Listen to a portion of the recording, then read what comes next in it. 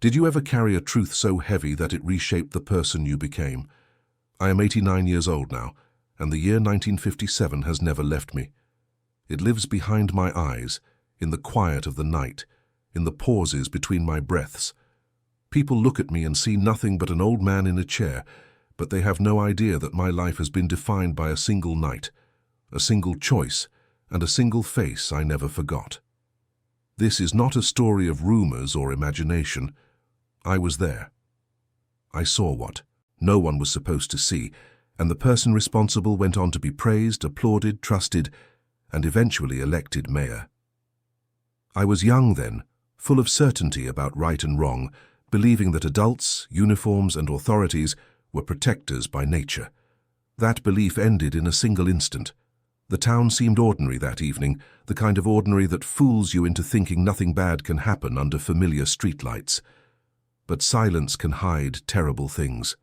What happened was quick, controlled, almost rehearsed, and the most frightening part was not just the act itself, but how calm the culprit seemed afterward, as if what had happened was only an inconvenience to be managed. I remember the way my hands shook without anyone noticing. I remember realizing very clearly that if he saw me, my life could be reduced to a footnote no one would ever question. His eyes passed near where I stood hidden, and even now, decades later, I still feel that cold awareness. I learned that night how power really works, not in speeches nor in promises, but in the certainty some people have that they will never be held accountable. Afterward came the silence, not the gentle kind, but the forced silence that settles in your throat like a stone. People talked about other things. Officials explained away what little could not be ignored. A version of the truth was constructed brick by brick, and everyone learned to live inside it. I was just one witness, and I understood very quickly that being a witness could be dangerous. So I carried it alone. Year after year, while the man I saw rose higher, shook hands, smiled for photographs, and was described as honorable. You may wonder why I'm saying this now, after so many years. Age has a way of removing illusions, and time no longer protects me from my own conscience. The truth has been tapping on my shoulder for decades, and I cannot pretend not to feel it anymore. I will tell you what I saw, who he was, and how the story you think you know was carefully rewritten piece by piece until the town believed it. But before I go further, there is something important I need to ask you.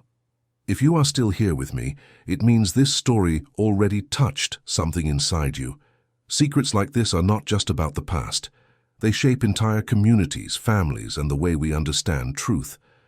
I would really like to know what you think so far. Leave a comment and tell me what part of this confession impacted you. The most, or simply write, "I want to know the truth so I can see you are following every detail." Your comment matters more than you imagine, because stories like this are not easy to tell, and knowing that someone is listening gives meaning to finally speaking. If you are interested in understanding how hidden crimes, false identities, and buried truths change lives forever, make sure to like this video. It helps more people find this story and keeps this channel alive so more confessions like mine can finally be heard. And if you have not subscribed yet, now is the moment. Subscribe and turn on notifications so you do not miss the next part of this confession and the other secrets that will finally come to light here. The night did not announce itself as history. It arrived like any other evening, with radios humming softly and porch lights casting small islands of yellow on the dirt road. I was younger than the shadows I was walking through, carrying errands for my father and thinking about ordinary things, not destiny. Then a car slowed without reason. I stepped back into the darkness by instinct, the kind of instinct you do not recognize until much later. What happened next unfolded with terrifying efficiency. Words were exchanged in low, steady tones, not shouting, not rage, just decision. A disagreement that should have been solved by time was instead erased by power. I will not describe details you cannot unsee. What matters is this. A life ended because it was inconvenient to someone important. There was no chaos, only control. The street swallowed the sound and the world pretended nothing had shifted, even as everything inside me had. I saw his face clearly under the tilted street lamp, the future mayor, adjusting his coat like a man leaving a meeting, not a crime scene. He checked his watch.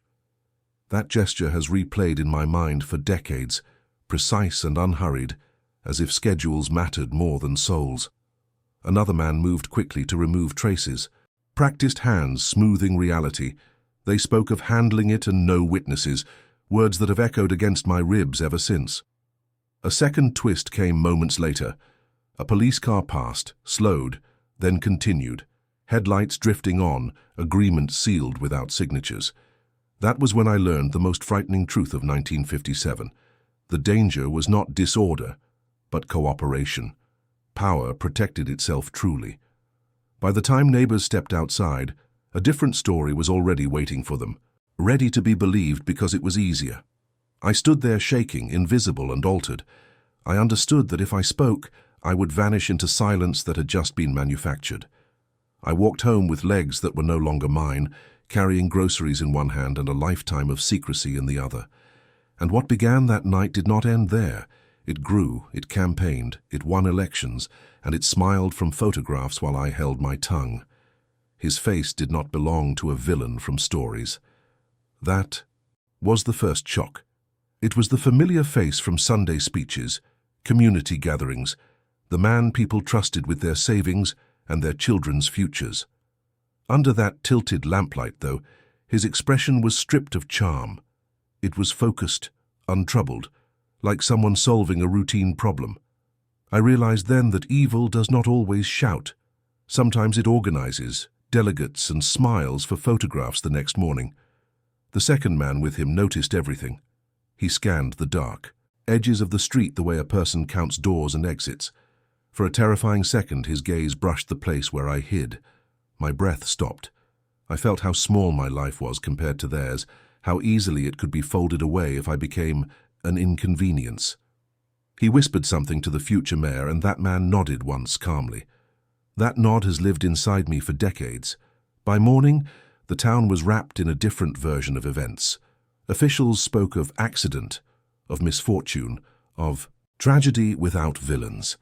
Newspapers printed phrases that had clearly been agreed upon in advance. I watched adults repeat those words the way children repeat prayers they don't fully understand. No one wanted trouble. No one wanted to believe that the person shaking hands in the square had blood in his past. Denial became a civic habit. The silence around me was not empty. It was enforced. A neighbor who asked the wrong questions stopped asking. A shopkeeper mentioned being careful and changed the subject mid-sentence. My father, without knowing what I had seen, warned me in a low voice that the world was not as simple as school teachers claimed. I understood the warning. The truth could cost more than it paid. Here is the part I rarely admit, even to myself. I also stayed quiet because I was afraid to become the story. Afraid of doors knocking at night, of accidents that are not accidents, of being remembered only as a person who disappeared after speaking. So I carried the memory like a locked box, building my life around it while he built a career on top of it. Every campaign poster was a reminder. Every speech about justice and order felt like a private message to me, saying, I decide what truth is. But secrets are stubborn companions. They follow you into marriages, into jobs, into the quiet moments before sleep when the mind drops its defenses. Over the years, I watched how that single night kept reshaping everything. Who I trusted, what I believed about, power, how I raised my children to recognize danger behind polished smiles. I learned that silence is never neutral. It always belongs to someone. There were moments when the truth trembled close to the surface, a retired officer drinking too much, a box of files that briefly went missing, a rumor that died faster than it should have. Each time I felt hope and fear rise together like twin shadows. I wondered whether history would ever correct itself or if the town would continue living, comfortably inside a story written by the very man who had the most to hide. Power does not arrive wearing a mask. It arrives with handshakes, ribbon cuttings, and smiles that photograph well. After 1957, I watched him reinvent himself brick by brick, not by hiding, but by standing in the brightest light he could find. He sponsored school events, donated to churches, appeared in newspapers beside children and veterans. People love a provider, a man who gets things done, and he understood that better than anyone. The town slowly forgot questions it had barely dared to form. Admiration replaced curiosity, and the past became something impolite to mention. Campaign season came like a stage play already rehearsed. His speeches were smooth, full of promises about safety, prosperity, and moral order. I stood among the crowd more than once, feeling the distance between what I knew and what everyone else applauded. I remember how he spoke about law and responsibility, each word striking me like a private signal. He was not only escaping consequences, he was authoring the narrative that would define right and wrong for everyone else. The machinery behind him was efficient. Influential families endorsed him, police chiefs shook his hand, and business owners spoke of vision and strength. Every poster with his name on it seemed to say, "We have chosen our truth." It is astonishing how quickly a community can build a monument over an unresolved night. Even those who suspected, something learned to survive by forgetting. The town wanted a hero. He offered the costume and they helped him put it on. There were moments that revealed the deeper structure beneath the celebration. Opponents found their permits delayed, their reputations quietly questioned, their families suddenly preferring silence. Newspapers printed flattering profiles and ignored inconvenient stories with the same consistency as a tide. I realized then that power was not just about winning an election, it was about controlling what people were allowed to remember. On the day he became mayor, the square was filled with music and folded flags. I watched from a distance, my hands older than my years, feeling both invisible and burdened with the one version of events that had never been spoken aloud. When he placed his hand on the Bible and swore to protect the town, a ripple went through me that I still cannot fully name. It was not just hypocrisy, it was the understanding that truth had lost, at least for then. Yet history has a long memory, even when people do not. The more he rose, the more fragile his carefully arranged story became. Power attracts attention, rivals, records, and accidents of disclosure. Documents get misfiled, allies turn cautious, and secrets age badly in bright offices. I began to sense small fractures in the mask he wore, hairline cracks where light could one day slip through, though I did not yet know how or when. A secret does not sit quietly. It rearranges the furniture inside your mind. After that night, I did not become braver or wiser. I became careful. I learned to measure my words, to study who was in the room before speaking, to smile when people praised the mayor and pretend my throat wasn't tightening. I married, worked, raised children, but every part of my life curved around the hidden truth like a tree growing around iron. I told myself silence protected my family, and maybe it did, but it also built a small, invisible prison I carried everywhere. The first big shift came when opportunity knocked, and I refused it without knowing why. A job in the municipal building, close to the mayor's office, was offered to me by someone who thought they were doing me a favor. I shook their hand, smiled, and declined, feeling the old fear flicker like a match. I realized then how much my path had been diverted by one night in 1957. I avoided certain streets, certain people, and, more dangerously, certain truths about myself. I had become someone who calculated survival before dreams. There were quieter consequences too. Insomnia became an old companion. I would close my eyes and hear the calm voice, see the checked watch, feel the agreement in the passing patrol car. I tried faith, work, distraction, but secrets are patient. They wait through holidays, through birthdays, through laughter at family tables, and return in the dark when the house is still. I became a man of pauses, the kind who listens more than he speaks, because I knew how fragile stories can be when someone decides to rewrite them. Then came an unexpected twist. One of my children grew passionate about justice, about studying law, about believing institutions could be made honest. Pride and dread grew side by side in me. I wanted to encourage that fire, yet part of me feared it would lead them straight into the shadow I had lived beneath for decades. It was then I understood the deepest cost of silence. It doesn't just shape you, it tries to shape the future of those you love. Another moment changed the temperature of my guilt. I found an old clipping in a second-hand book, just a paragraph, a name half forgotten, labelled as accidental death. I knew better. Seeing it reduced to a line of cold type made something in me shift. History had filed the whole human life into a footnote. That thin piece of paper weighed more than any object I had ever held. I knew my silence had helped it stay that way, even if fear had built it. I did not become bitter, but I did become older inside than my years. I learned to recognize how smiles can be armor, and politeness can be obedience. And slowly, as my hands began to tremble with age rather than fear, another feeling took root beside guilt. The need for balance. The past was not done with me, and my time to speak was shortening in a way clocks cannot hide. History rarely stays buried as neatly as the people in power hope. Over the years, little fractures appeared in the story everyone had agreed to accept. It began with whispers, quiet conversations in barbershops, late-night talks on porches, fragments of sentences that stopped when doors opened. I learned to listen between words. A retired clerk mentioned missing paperwork.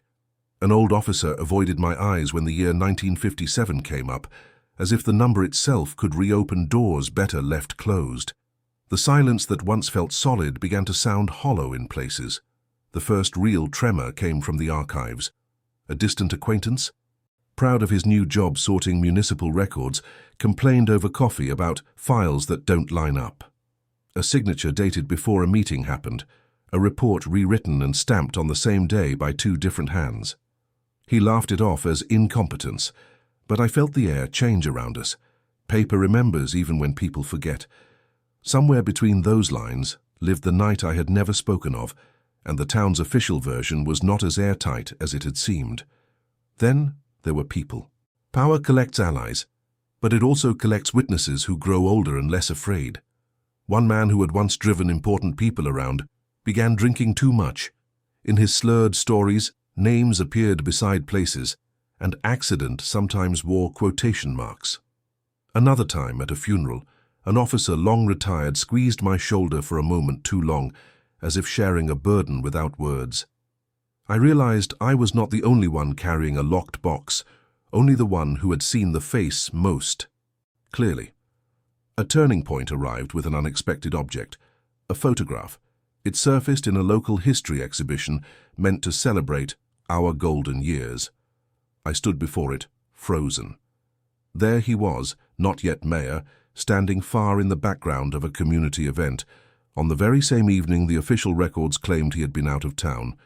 No one else noticed. They admired hairstyles and old cars. But for me it was proof that stories can be edited, yet light has its own memory. There were moments when I thought, this is it. The truth will break through now.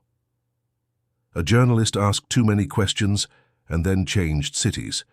A rumored internal review disappeared into polite silence.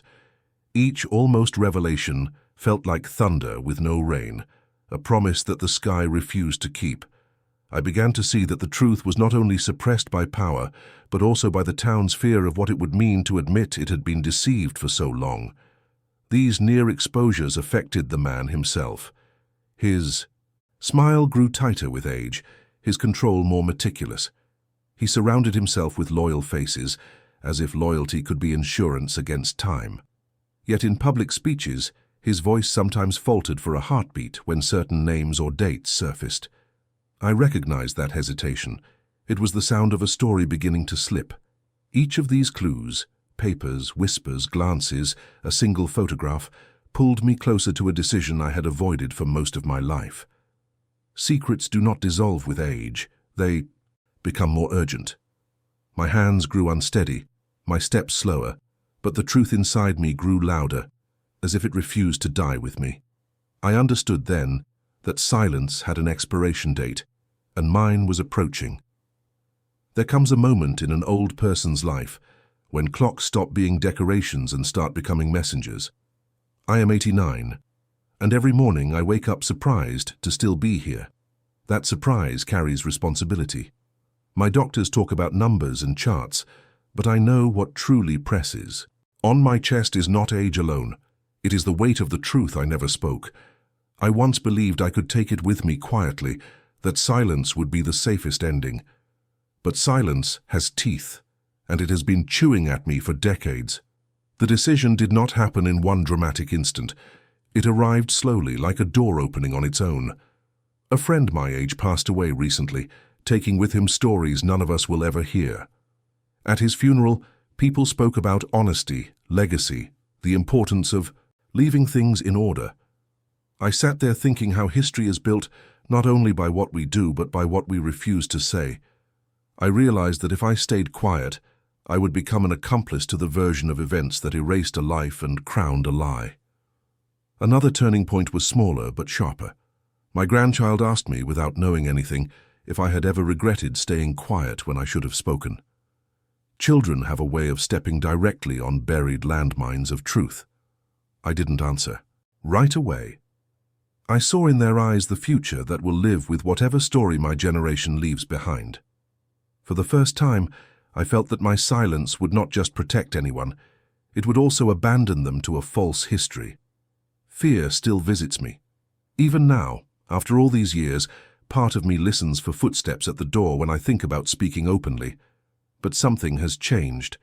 The fear of dying with this inside me is finally greater than the fear of being heard. The man who committed, that act built power, reputation, respectability.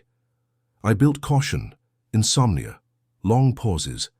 We both built things from that night, and only one of those constructions deserves to stand. There is also justice, not the courtroom kind, but the kind that lives in people's understanding of their own town, their own past. A community that celebrates a false story is like a house built on uneven ground. Sooner or later, walls crack. I am not here to offer revenge or spectacle. I am here because truth deserves at least one voice, and mine has been silent long enough. I cannot promise consequences, but I can promise clarity. So I am speaking now because age has stripped away my excuses. My hands shake, my steps are slow, but my memory is clear where it matters.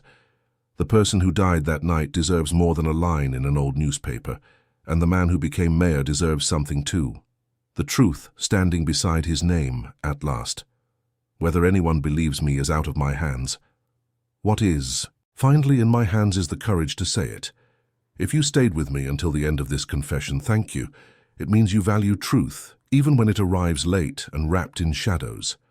Stories like this are not just about the past, they are about how courage and silence shape entire lives. If this touched you in any way, please subscribe to the channel so you don't miss the next confessions and hidden histories that are finally being brought to light. If you are still here, leave a comment, saying I won't forget this story, so I know you made it all the way through with me. Your comment truly matters. It tells the platform this kind of content deserves to be seen, and it helps these buried voices travel further than they ever could in life. Also, don't forget to leave a like. It supports the channel and encourages more stories of secrets, confessions, and long-hidden truths to be told.